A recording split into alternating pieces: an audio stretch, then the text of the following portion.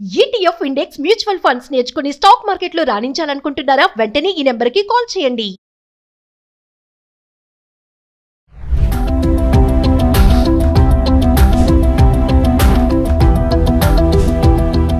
నమస్తే, welcome back to Suman TV. Present మనతో పాటు ఉన్నారు పబ్లిక్ స్పీకర్ రజనీ రమ్మ గారు.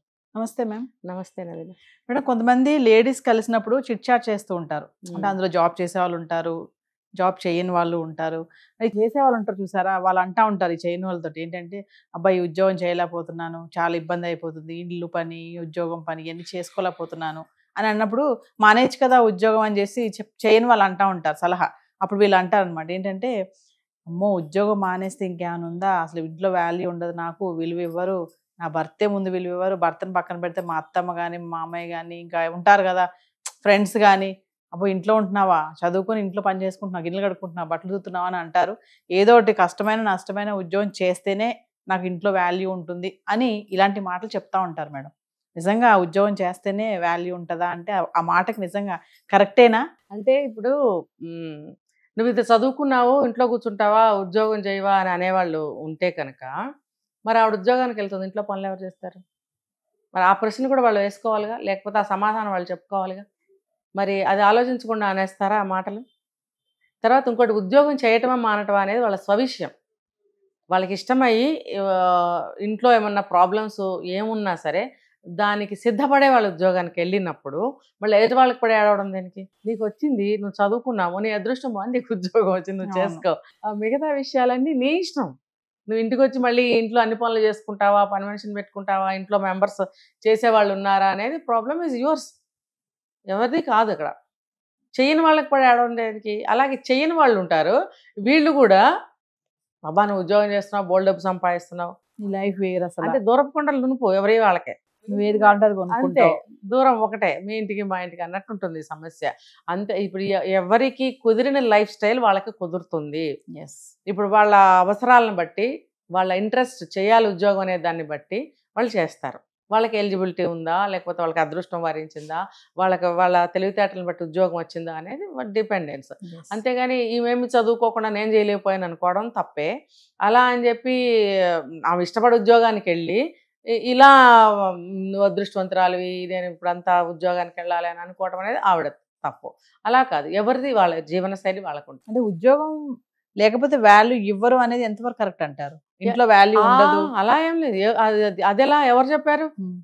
లేడీస్ కొంతమంది అలా అనుకుంటున్నారు. ప్రెసెంట్ ఇదేమంటారు, పుట్టగడుగుల బీటెక్లు చదివేసి వెళ్ళిపోతున్నారు. ఇప్పుడు అనుకుంటున్నారా? ఒకవేళ గతంలో అలా ఏమీ లేదు. ఇప్పుడు జనరేషన్ గురించి మాట్లాడుకుందాం. ఇప్పుడు జనరేషన్ అయితే అనుకుంటున్నారేమో మరి, ఉద్యోగం చేస్తున్నావా, ఉద్యోగం చేసే అమ్మాయిని అయితే సంబంధం కుదురుతుంది. అది లవ్ మ్యారేజ్ అయినా అరేంజ్డ్ మ్యారేజ్ అయినా ఉద్యోగం చేసే వాళ్ళని ఎన్నుకుంటున్నారు. అంటే ఏంటంటే, బయట ఉన్నటువంటి పరిస్థితులకి డబ్బు సరిపోక 2 జీతాలు ఉంటే ఇల్లు బాగుంటుందనే అభిప్రాయంతో ఉద్యోగం కోరుకుంటున్నారు. మరి బయట కూడా వ్యవహారాలు అలా ఉన్నాయి. ఉద్యోగం చేస్తుంటే ఆనక వచ్చే రిఫర్గేషన్స్ ప్లస్లైనా మైనస్లైనా వాళ్ళు ఆలోచించుకుని అది ఎన్నుకోవాలి. అంతే తప్ప ఇప్పుడు ఉద్యోగం చేయకపోతే వాల్యూ లేదా అనేది వాళ్ళ మనస్తత్వాన్ని బట్టి ఉంటుంది. ఈ అమ్మాయి ఉద్యోగం చేయట్లేదా, తీసే అనేవాళ్ళు మొహం మీద ఎవరంటారు? అనుకుంటారేమో, ఎవరో అనుకుంటారని మనం ఆలోచించాల్సిన అవసరం లేదు. మనకు అవసరమా, మనకు ఎలిజిబిలిటీ ఉందా, మనకి అర్హత, ఉద్యోగానికి సరిపడ అర్హత మన దగ్గర ఉందా లేదా, ఇవన్నీ చూసుకుని ఉద్యోగం చేయాలని ఇంట్రెస్ట్ ఉంటే మనం వెళ్ళాలి, చేసుకోవాలి. లేదు మనం పెద్దగా చదువుకోలేదు, మనం చదువుకున్న దానికి ఎటువంటి ఉద్యోగం వస్తుంది, లేకపోతే ఇల్లు బాగానే గడుస్తుంది కదా, మనం ఉద్యోగం ఎందుకు, ఇలాంటివన్నీ ఆలోచించుకుని చేరాలా వద్దా అనేది మానాలే తప్ప, ఎవరో ఏదో అన్నారని మనం బాధపడి. చాలా ఒక అమ్మాయి బాగా బీటెక్ చదువుకుంది, మంచి బ్రిలియంట్, 4 సంవత్సరాలైనా జాబ్ రాలేదు. ఆ అమ్మాయి డిప్రెషన్లోకి వెళ్ళిపోయింది. ఎందుకంటే మేబీ ఈ అభిప్రాయంతోనేమో, ఎవరు జాబ్ చేయట్లేదా అని అంటారేమోనని. నిజంగా మనకి వచ్చిన రోగం ఒకటైతే లోకుల మాటల వల్ల పెరిగేది ఇంకా ఎక్కువ ఉంటుంది. అది మన గిల్టీ ఫీలింగ్ ఉంటుంది. ఇప్పుడు బీటెక్లు చదువుతున్నారు కాబట్టి నేను వివరణ ఇస్తున్నా చూడండి. ఇక్కడ ఈ బీటెక్స్ చదివి సాఫ్ట్వేర్ జాబులకి అందరూ వెళ్తున్నారు కాబట్టి, వాళ్ళకి జాబ్స్ కూడా వస్తున్నాయి కాబట్టి, ఏదో చిన్నదో పెద్దదో జాబ్ అందరూ కాస్తంత జీతానికి వెళ్తున్నారు కాబట్టి, ఎవరైనా చెయ్యకపోతే అడగటం అనేది సహజం. నువ్వు చెయ్యట్లేదా, అరే చదువుకుని కూడా ఎందుకు ఖాళీగా ఉన్నావు, ఎంతో కొంత వస్తుంది కదా అనేవాళ్ళు ఉన్నారు. కానీ అది వాళ్ళు మైండ్కి ఎలా తీసుకోవాలి, వాళ్ళున్న పరిస్థితుల ప్రకారం తీసుకోవాలి. నాకు ఇది అవసరమా, నేను చేయగలనా, నాకు అర్హత ఉందా, నేను ఆ కష్టానికి ఓర్చగలనా, ఇంట్లో జరుగుబాటు నాకు ఉందా లేదా, ఇవన్నీ ఆలోచించుకుని వెళ్ళాలా లేదనేది తను నిర్ణయించుకోవాలి. కానీ ఇంకొక విషయం మేడం, ఇక్కడ కొంతమంది మా లేడీస్ ఉన్నారు కదా, పాపం వాళ్ళకి అంటే ఆ శక్తి లేకపోయినా ఈ ఇంట్లో ఫినాన్షియల్ గా ఆలోచించి ఇంకా తప్పక చెయ్యాలి నేను అని పాపం వాళ్ళు కష్టపడుతూ కూడా ఇంట్లో పని చేసుకుంటూ కూడా చేసే లేడీస్ ఉన్నారు. కానీ ఇక్కడ భర్త అనే వాళ్ళు ఉన్నారు కదా, అర్థం చేసుకోరు. పాపం తినకి చేత కాకపోయినా చేస్తుంది, నేను కొంచెం ఇంప్రెస్ చేద్దాము, మరి నువ్వు కష్టపడుతున్నావు అనే ఆ మాట కోసం కూడా తిని ఎదురు చూస్తూ ఉంటది. మరి నా వల్ల కాకపోయినా నేను ఉద్యోగం చేస్తున్నాను, చెయ్యాలి, ఖాళీగా ఇంట్లో కూర్చోలేను, కూర్చుంటే ఇదే మనం అనుకున్నట్టే విలువ ఉండదు అనేది పక్కన పెడితే వేరేగా ప్రాబ్లమ్స్ వస్తాయి. అప్పుడు కనీసం ఇక్కడ బూస్టప్ కూడా ఉండదుగా కొంతమంది. Special category. ఎస్, ఇది వన్స్ అపాన్ ఎ టైమ్ నేను కూడా ఎదుర్కొన్నా. అంటే హస్బెండ్తో కాదు, ఇన్లాస్ చదువుకున్నావు కదా జాబ్ ఎందుకు చేయవు అని, మ్యారేజ్ అయిన కొత్తలు. అంటే అప్పుడు నాకు అవసరం పడలేదు, కిడ్స్ కుదరలేదు. కానీ నాకు ఆ మాట లైఫ్ అంతా వర్క్ చేసింది నా మైండ్లో. సో నా కెరీర్ని నేను మలుచుకున్నాను. సో దాని రిజల్టే ఇవాళ నేను ఇక్కడ కూర్చోవడం. ఇక్కడే కాదు, త్రూఅవుట్ నా లైఫ్ అంతా కూడా నేను ఒక ప్రొఫెషన్ని మెయింటైన్ చేసుకున్నాను. నాకు ఇండియా వైడ్గా నాకు పేరే వచ్చింది. అంటే ఏంటంటే ఒక్కొక్కళ్ళ మాట మన మనసు మీద అంత ప్రభావం కలిగిస్తుంది. కానీ అప్పట్లో నేను ఉద్యోగం చేయాలి అని అంటే మరి పిల్లలతోటి ఇంట్లో కుదరగా అవుట్ ఆఫ్ స్టేట్ ఎక్కడో ఉండి అదంతా కష్టం. అంటే గబుక్కన అవతల వాళ్ళు కూడా ఆ మాట అనకూడదు. ఇప్పుడు మీరు చెప్పిన సమస్య ఏంటంటే, ఇంట్లో కూర్చుంటే భార్య ఎలా అంటారంటే కొంతమంది పడి తింటుంది, పని పాట లేదు, దున్నపోతులాగా తింటుంది, నా సొమ్మంతా తినేస్తుంది. భర్త అనుకుంటాడు, ఇన్లాస్ కూడా అనుకునే వాళ్ళు ఉన్నారు. ఉద్యోగం చేయని తరిమే వాళ్ళు ఉంటారు. పిల్లలు ఇంట్లో అంతా ఎవరు చూసుకుంటారంటే ఇక్కడ చూసుకో అక్కడ చూసుకో. ఆ హింస అనుభవించిన ఆడవాళ్ళు చాలా మంది ఉన్నారు. అలా అని కూడా కొంతమంది ఏదో ఒకటి చేయాలి, బయటకు వెళ్ళిపోయి ఇంట్లో వద్దనుకుని కూడా వెళ్ళి చేసేటోళ్ళు కూడా ఉన్నారు. ఇంట్లో హింస భరించలేక వెళ్ళే వాళ్ళు ఉన్నారు. పని చేస్తే కూడా ఇక్కడేమో ఎంకరేజ్మెంట్ కానీ మెచ్చుకోలు కానీ ఏమి ఉండదు. చెయ్యాలంతే, చెయ్యాలి, బాధ్యత. నిన్ను మెచ్చుకునేదేంటి, మెచ్చుకోవడమే, నేను వెళ్ళి చేసుకురావట్లేదా? ఇంకా ఉన్నారండి బాబు మహానుభావులు. ఇది పెద్ద చాంతాడంతుంది ఇది. ఇప్పుడు ఇంట్లో ఇంత కష్టపడి పొద్దున్న నుంచి రాత్రి వరకు వంచినడం ఎత్తకుండా టైం ప్రకారం ఎన్నో పనులు చేస్తూ ఉంటారు హౌస్ వైఫ్స్. ఇప్పుడు అమ్మాయిల సంగతి తీసేయండి. అన్నప్పుడు నేను ఉద్యోగం చేయట్లేదా, నువ్వు అది చేస్తున్నావు నేను ఇది చేస్తున్నా అనేవాళ్ళు ఉన్నారు. ఇంకా దాంట్లోనే ఇంకొంచెం ఏమంటారంటే, ఆ ఇంట్లోనే ఉంటున్నావుగా, నువ్వు చేసే పని కూడా పెద్ద పనేనా, నేను అక్కడ కష్టపడుతున్నాను. అక్కడ ఏం కష్టపడుతున్నావు నువ్వు?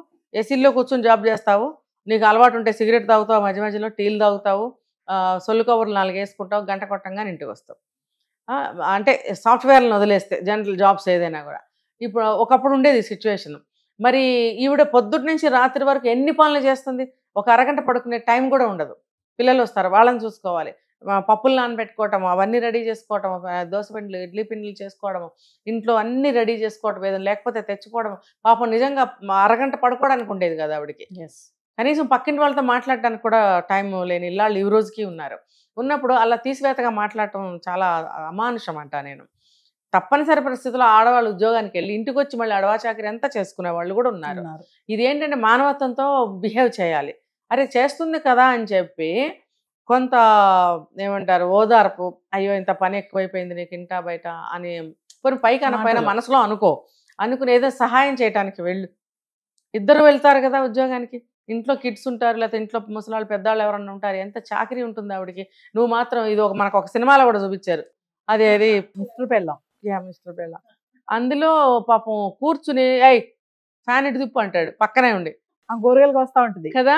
ఆవిడ కాఫీ కలుపుకుని తాగుతుంటే ఒక గుక్క తాగి అక్కడ పెట్టి అట్టెళ్ళి ఇంకో పని చేసి వచ్చి మళ్ళీ ఒక గుక్క తాగి, ఆ కాఫీ ఎంజాయ్మెంట్ ఉంటుందా?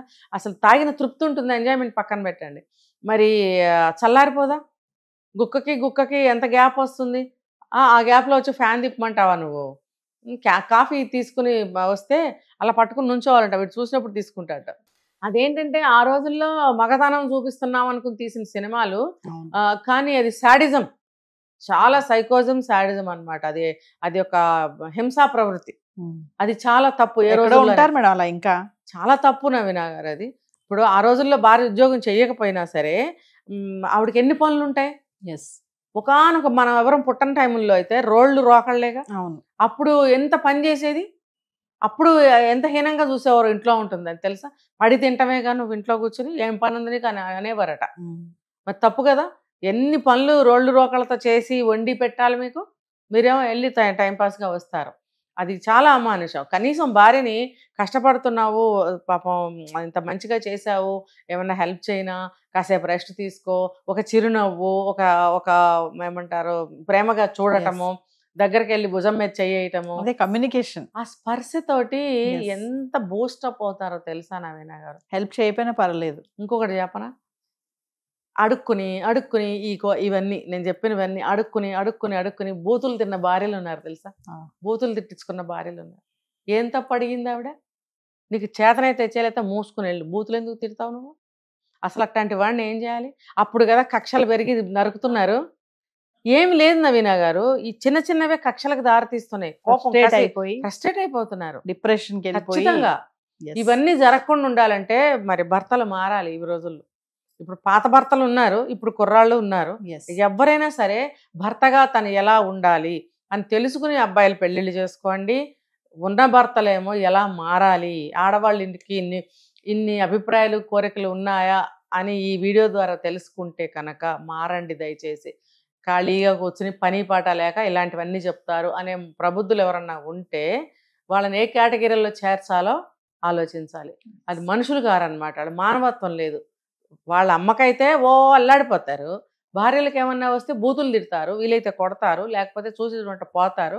ఎందుకు అటువంటి అమానుషంగా ట్రీట్మెంట్ ఇస్తారు భార్యలకి అని నేను అడుగుతున్నా ఇందులో. అలాంటి భర్తలు ఎవరన్నా ఉంటే మారాలి. ఎందుకంటే తల్లిదండ్రులు ఎల్లకాలం అంతా ఉండరు నవీన గారు. భార్య తోడు నీడ ఒక సమకాలీనులు అంటే భార్య భర్తే. వాళ్ళు కూడా ముందు వెనక పోవచ్చు, కానీ వీళ్ళిద్దరు కలిసి ఉన్నంత వరకు వీళ్ళిద్దరే ఉంటారు కదా. ఉన్నప్పుడు ఒకళ్ళ బాధ ఒకళ్ళ సంతోషం రెండో వాళ్ళది, అర్థమైందా? వాళ్ళదే కాదు రెండో వాళ్ళది. ఆ బాధ్యత కూడా భర్తకి ఏమన్నా వస్తే భార్యకి ఏమన్నా వస్తే భర్తకి సమానం. కాబట్టి ఎందుకు మీరు ఇలాంటి ఆలోచనలు చేస్తున్నారు? ఒక మంచి దారిలోకి రండి, మీ కుటుంబాన్ని నిలబెట్టుకోండి, కక్షలు పెంచుకోకండి అని చెప్తున్నానండి. Thank you.